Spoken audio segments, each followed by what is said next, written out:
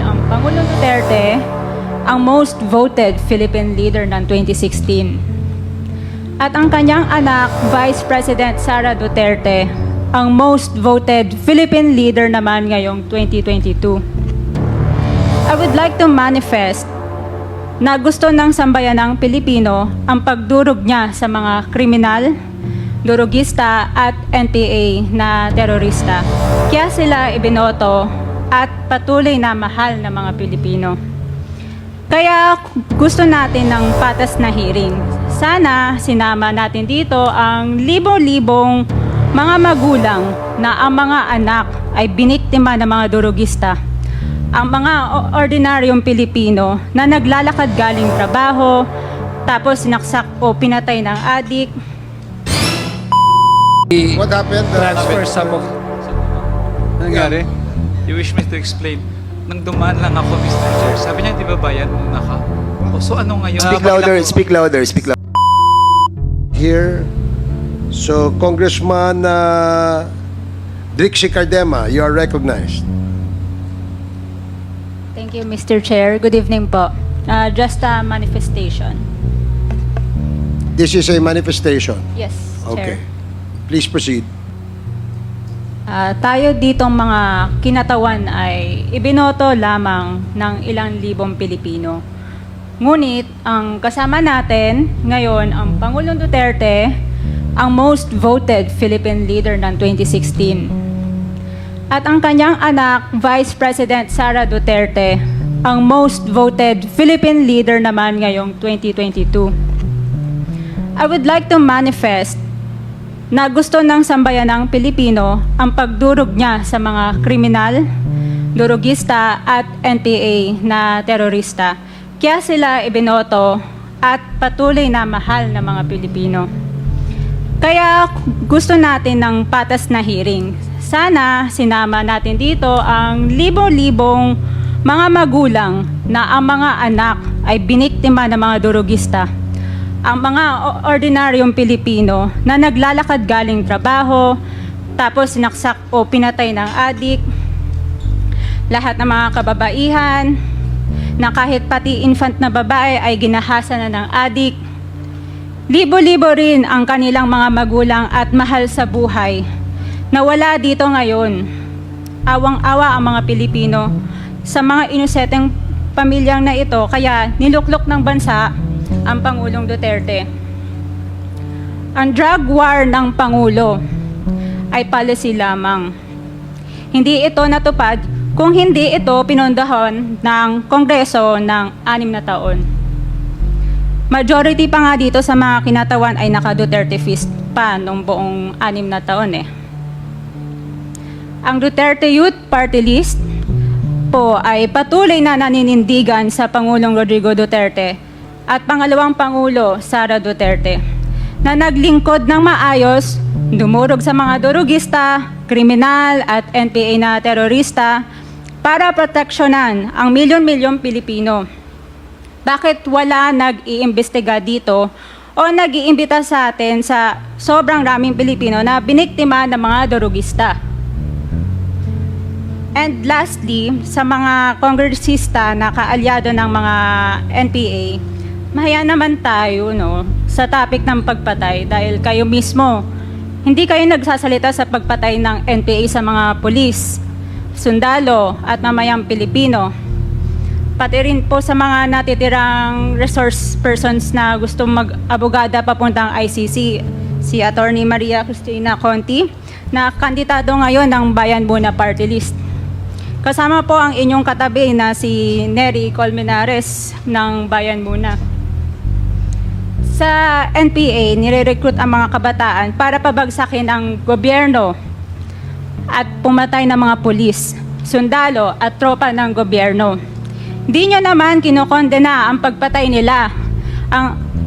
Ang kinokondena nyo ngayon ay ang dalawang naging most trusted leaders ng bansa na todo effort protektahan ang milyong-milyong mga Pilipino.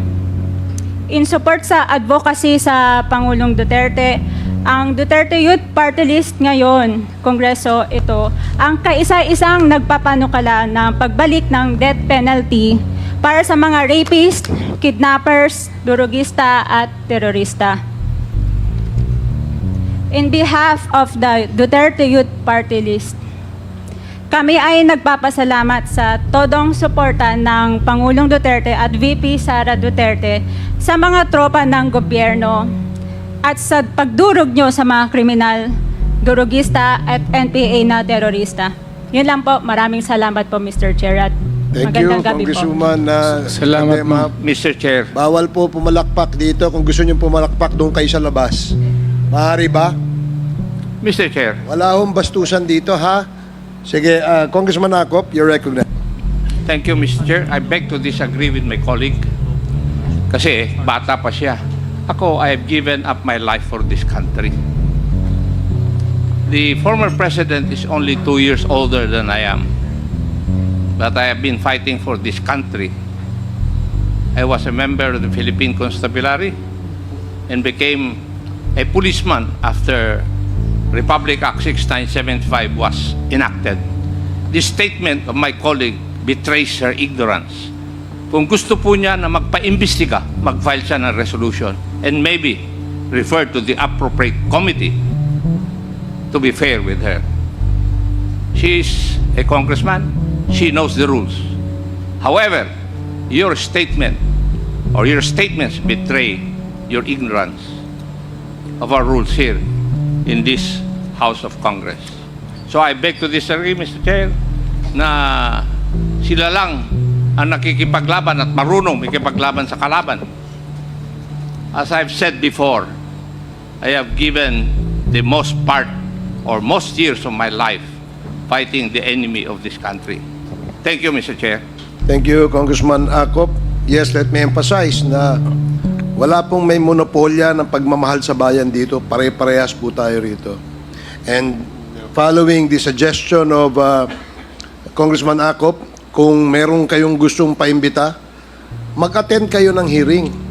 Hindi yung a-attend kayo kapag andito lang ang dating Pangulo, ang ating Vice Presidente. Umattend kayo.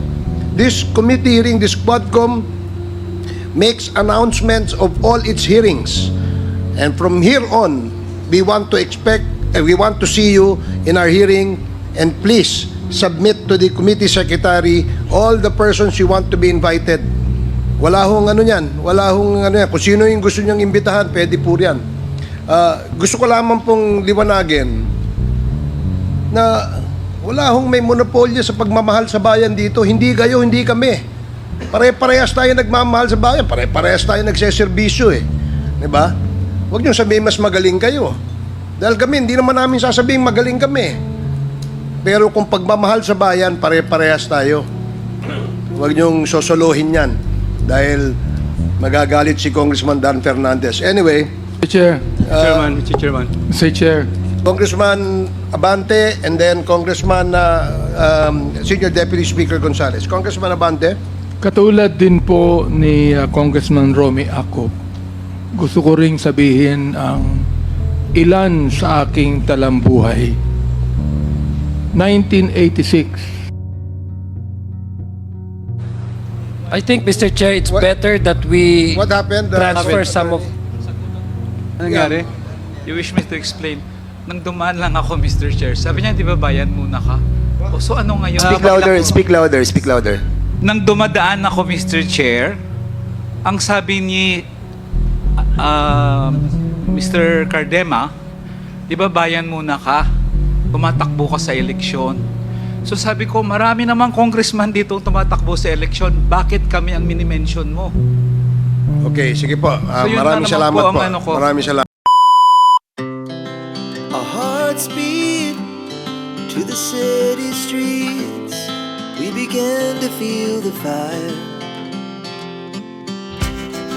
We rise like tall buildings.